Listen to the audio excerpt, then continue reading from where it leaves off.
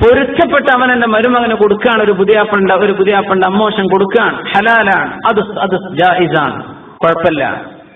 പൊരുത്തുണ്ടാവില്ല. എങ്ങനെയാ ഒരു മനുഷ്യൻ സ്വന്തം പോരൊക്കെ വെച്ചിട്ട് ഏത് പെണ്ണിന്റെ ഉപ്പാക്കാണത് സന്തോഷം ഉണ്ടാവുക? വസ്തുവായിട്ടും തിരുവനന്തപുരം ഭാഗത്തൊക്കെ വസ്തു വേണമെന്നാ പറയാ അല്ലെ, സെന്റ് സ്ഥലം വേണമെന്നാണ് പറയുന്നത്. 1/2 ഏക്കറൊന്നും പോരപ്പോ. ഇത് മുൽമാൻ, അത് തിരിച്ചേൽപ്പിക്കും.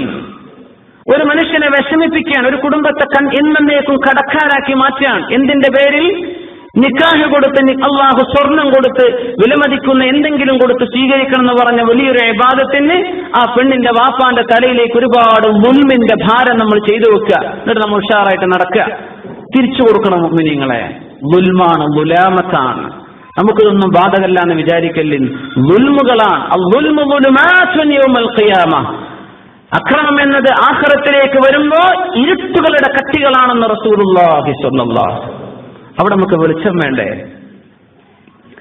ചിന്തിക്കുന്ന അല്ലാഹു തആല തൗഫീഖ് ചെയ്യുമാറാകട്ടെ. ആരെങ്കിലും നീ ആക്രമിച്ചാൽ ഫഅകൂനു സമഅഹു അല്ലദീ യസ്മഉ ബിഹി, അവന്റെ കാത് ഞാൻ ആയിക്കൊള്ളും. വബസറഹു അല്ലദീ യുബ്സിറു ബിഹി, ആ പാവത്തിന്റെ കണ്ണിന് ഞാൻ ശക്തി കൊടുക്കും. മിൻ ഔലിയായി, അവൻ എന്റെ ഇഷ്ടപ്പെട്ട ആളാണ്, ആക്രമിക്കപ്പെട്ട ആൾ. വഅസ്ഫിയായി വയകൂനു ജാരി മഅൻ നബിയ്യീന വസ്ദിഖീന വശുഹദാഇ വസ്സാലിഹീൻ. സുബ്ഹാനല്ലാഹ്. അപ്പോ പള്ളിയിലേക്ക് വരുമ്പോൾ അങ്ങനെയായിരിക്കണം. പള്ളിയിലേക്ക് വരുമ്പോൾ മനുഷ്യന്റെ ഹൃദയം പോലും ശുദ്ധിയാവണമെന്നാണ് നമ്മുടെ മസ്അല. ഫിഖ്ഹിന്റെ മസ്അലയിൽ കൂടെ വരുന്നുണ്ട്. അതിന്റെ കൂടെ തസൗഫിന്റെ ചില റുതുബയിലേക്ക് നമുക്ക് ഉയരണം. ഏറ്റവും പരിപൂർത്തിയിലേക്കുള്ള ഉയർച്ചയിലേക്ക് സഹായകമായ വിഷയങ്ങൾ നമ്മൾ പഠിക്കുകയാണ്. പള്ളിയിലേക്ക് വരുമ്പോൾ കാല് കഴുകി വന്നാൽ പോരെ, മതി. ഒന്നുകൊടുത്ത് വന്നാൽ പോരെ, മതി. പക്ഷേ മനസ്സ് ശുദ്ധിയാവണം. ഇത് ഫിഖ്ഹ് പറയൂല. അത് കർമ്മശാസ്ത്രത്തിന്റെ ചർച്ചാ വിഷയമല്ല. അത് ഇഹ്സാനിന്റെ വിഷയമാണ്. തസൗഫിന്റെ മദ്ഹബാണ് പറയുന്നത്. അതിന്റെ ഉലമ ആണ് പറഞ്ഞുതരാ. ഈ ഹദീസുകളാണ് അതിനൊക്കെ തെളിവ്. ഈ പറഞ്ഞ ഹദീസുകൾ നോക്കൂ. പള്ളിയിലേക്ക് വരുമ്പോൾ ഒരു മനുഷ്യന്റെ അഹങ്കാരം, അതുപോലെയുള്ള ചിന്തകളൊക്കെ മാറ്റിവെക്കണം എന്നാണ്. ഞാൻ ഒരാളെക്കാളും ഉഷാറാണ് എന്ന് വിചാരിക്കുന്നത് അഹങ്കാരാണ് എന്നല്ലേ? ഞാൻ വിനീതമായി പറയാണ്, അഭ്യർത്ഥിക്കുകയാണ് എന്നൊക്കെ നമ്മൾ അനൗൺസ് ചെയ്യുമ്പോഴൊക്കെ പറയും. ഞാൻ വിനീതമായിട്ട് പറയാം, അല്ലെ പറയുന്ന ആള്, സംസാരിക്കുന്ന ആള് അതറിയാതെ പറയാൻ കേട്ടോ, അതിലൊന്നും കുഴപ്പമില്ല. പക്ഷേ ഇതൊക്കെ ആഴത്തിൽ ചിന്തിക്കുന്ന ഉലമാ പറയാണ്, ഈ വിനീതൻ എന്ന് പറഞ്ഞാണ്ട് പറയുന്ന ആള്, അയാളൊരു വിനീതൻ, ഈ വിനീതൻ ഇങ്ങനെ അനുഭവം ഉണ്ടായി എന്ന് പറഞ്ഞാൽ അയാളൊരു വിനീതനല്ലാത്ത ഒരാളാണ് നമ്മളെ മുമ്പിൽ വിനീതനാക്കി പറയാണ് എന്നതിനർത്ഥം. അതിന്റെ വിപരീതമാണ് എന്നൊരർത്ഥം അതിന്റെ ഉള്ളിൽ കിടക്കുന്നുണ്ട് എന്നാണ്. ഞാൻ വിനീതമായിട്ട് അഭ്യർത്ഥിക്കുകയാണ്, അല്ലാതെ അഭ്യർത്ഥിക്കാൻ എനിക്ക് അറിയാഞ്ഞിട്ടല്ല. നിങ്ങൾ ആഴ്ച ചിന്തിക്കുന്നുണ്ടോന്നറിയാം. ഇതാണ് അതിന്റെ ഉൾസാരം. അതുപോലും അഹങ്കാരത്തിന്റെ ഒരു സ്വരാണ് എന്നാണ്. അല്ലാഹു കാത്ത് രക്ഷിക്കുമാറാകട്ടെ. ഉറുമ്പരിക്കണ പോലെ കാണൂലാന്ന ഈ അഹങ്കാരം ഹൃദയത്തിലേക്ക് വരുന്നത്. അല്ലാഹു നമ്മെ ശുദ്ധിയാക്കി തരുമാറാകട്ടെ. മഹാനായ ഇമാമു ദാരിൽ ഹിജ്റ, മഹാനായ മാലിക് ബിൻ അനസ് റളിയല്ലാഹു അൻഹു പള്ളിയിൽ ദർസ് നടത്തുകയാണ്. ലോകം കണ്ട മുഹദ്ദിസ്, ലാ യുസ്താവ മാലികും ഫിൽ മദീന, മാലിക് തങ്ങൾ മദീനയിൽ ഉണ്ടെങ്കിൽ ലോകത്ത് ഒരാളും ഫത്വ കൊടുക്കാൻ പാടില്ല എന്ന ഇസ്ലാമിക ലോകത്തിന്റെ ചൊല്ല് തന്നെ.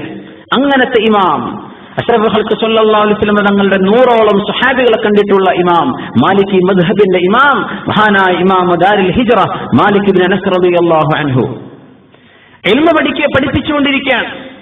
ആ സമയത്ത് ഹാറൂൻ റഷീദ് അന്നത്തെ ഖലീഫയാണ്.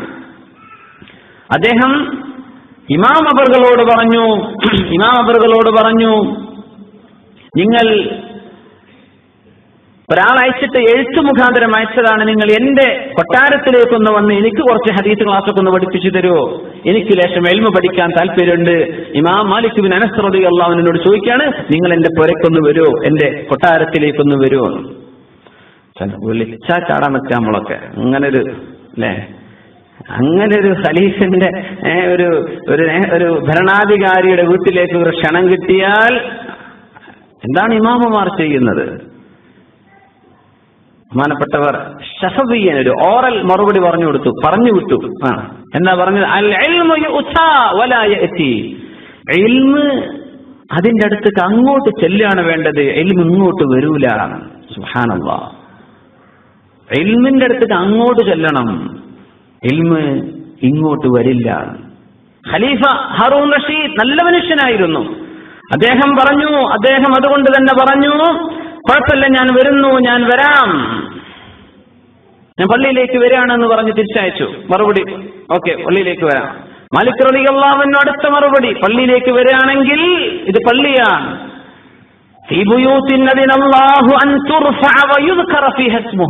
പരിശുദ്ധമായ ഒരു ഭവനത്തിലേക്കാണ് നിങ്ങൾ വരുന്നത്. ഇദാ അതൈതൽ മസ്ജിദ ഫലാ അസ്മഹു ലക ബിതഖത്തി റിഖാബിന്നാസ്.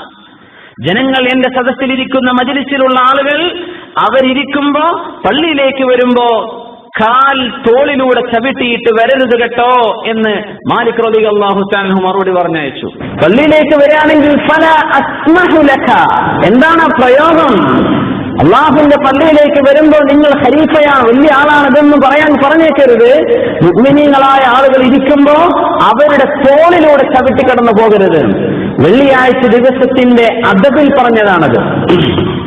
തോള് കൂടെ ഇങ്ങനെ ചവിട്ടിപ്പോകും ആൾക്കാർ.